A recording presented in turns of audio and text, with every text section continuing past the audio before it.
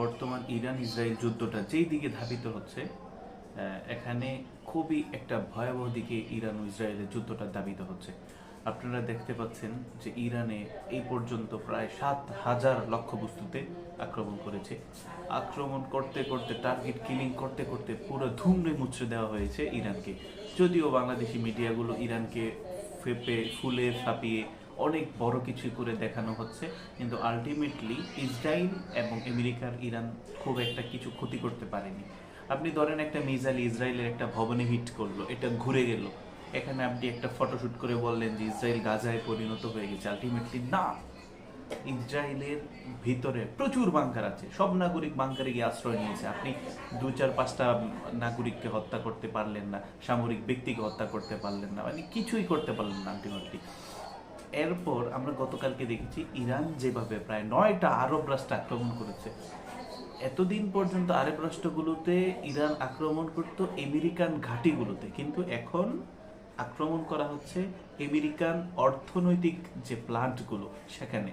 কারণ গত রাত্রে আমরা দেখেছি যে ইসরায়েল আক্রমণ করেছে ইরানের গ্যাস ফিল্ডে। তো গ্যাস ফিল্ড আক্রমণ করার পর গ্যাস গ্যাস ফিল্ড আক্রমণ করার পর তোমার এই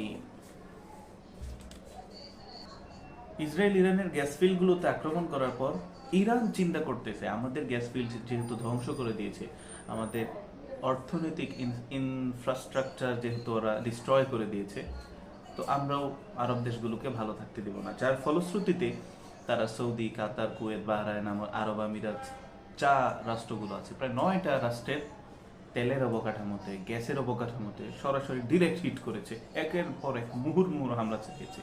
দেখেন, এতদিন পর্যন্ত কিন্তু আরব রাষ্ট্রগুলো সরাসরি ইরানের বিপক্ষে অবস্থান করেনি, কিন্তু এই হামলাগুলোর পর তাদের অবস্থান সরাসরি ইরানের বিপক্ষে হতে পারে। কাতারের যে গ্যাস ফিল্ডে আক্রমণ করা হয়েছে, এখান থেকে বছরে প্রায় 200 বিলিয়ন মার্কিন ডলার তাদের ইনকাম হয়। এখন তারা যদি বলে তোমরা আমাদের গ্যাস ফিল্ড সেভ করো, ইরানকে ডিস্ট্রয় করো, তোমাদেরকে 100 বিলিয়ন ডলার আমরা দিয়ে দেবো, এটা যদি আমেরিকাকে কাতার এই প্রস্তাব দেয়, আমেরিকা আর ইসরায়েল হেসে খেলে নেচে নেচে তারা ইরানকে ধ্বংস করে দেবে। দেখেন, ইরান তাদের যে শত্রু আমেরিকা ও ইসরায়েল, তাদের কাছে যুদ্ধ বিমান, যুদ্ধ জাহাজ এগুলোর কিন্তু অভাব নেই। তাদের সাময়িক যে অসুবিধাটা হচ্ছে সেটা হচ্ছে অর্থ।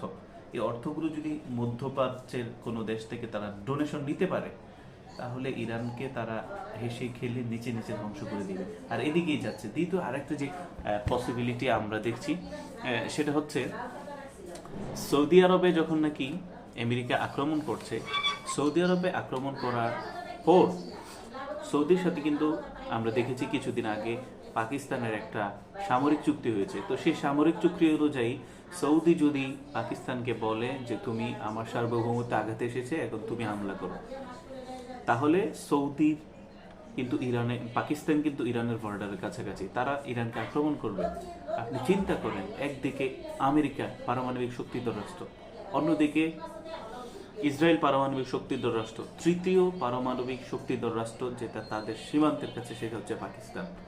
পাকিস্তান যদি এখানে যুক্ত হয়ে যায়, আর এক লাগারে যখন ইরান আক্রমণ করছে আরব দেশগুলো, আরব রাষ্ট্রগুলো, তারা যদি একজোট হয়ে আমেরিকা এবং ইসরায়েলকে ফান্ডিং শুরু করে, পরিস্থিতি আসলে ওদিকেই যাচ্ছে, তাহলে আসলে ইরানের অস্তিত্ব বিলীন হওয়া ছাড়া আর কোনো উপায় নেই।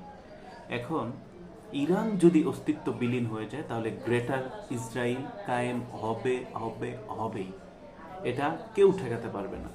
ইসরায়েল তখন প্রত্যেকটা আরব রাষ্ট্রগুলোতে গিয়ে এমনভাবে আক্রমণ করবে, মানুষ যেমন তার মামার বাড়িতে গিয়ে খেয়ে দিয়ে ফিরে আসে, ঠিক তেমনভাবে ইসরায়েল প্রত্যেকটা আরব রাষ্ট্রকে ডিস্ট্রয় করে দিয়ে আনন্দে ফিরে আসবে।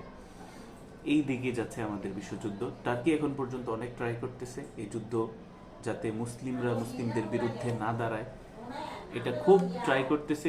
অলরেডি টার্কির রাষ্ট্রদূত সৌদি আরবে অবস্থান করছে, কিন্তু ইরানের এখন নেতৃত্ব শূন্যতার কারণে তারা ভুল পলিসি গ্রহণ করে তারা সৌদি বা বাহরাইন, কাতার, কুয়েত সহ অন্যান্য রাষ্ট্রগুলোতে যেভাবে একযোগে আক্রমণ করতেছে, আসলে আপনি যখন এই পলিসি গ্রহণ করবেন, আমি তো ধ্বংস হয়ে যাব, তোমাদেরকে সবাইকে নিয়ে ধ্বংস হবো। আসলে আপনি এই যখন মূলনীতি ফলো করবেন, তখন আপনি আসলে ধ্বংস হবেন, সবাই ধ্বংস হবে না। ভালো থাকবেন। আসসালামু আলাইকুম রহমতুল্লাহ।